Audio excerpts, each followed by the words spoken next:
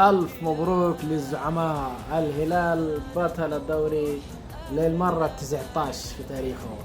الزعيم يمضي في تكسير الأرقام بدون خسارة، دوري إلى الآن بدون خسارة، وإن شاء الله الهلال يواصل الدوري بدون خسارة. تبقت تقريبا مباراتين الهلال لازم يفوز فيهم كي يصبح الدوري بدون خسارة. منهم مباراة قدام النصر، مباراة مهمة قدام النصر، لازم الهلال يفوز فيها.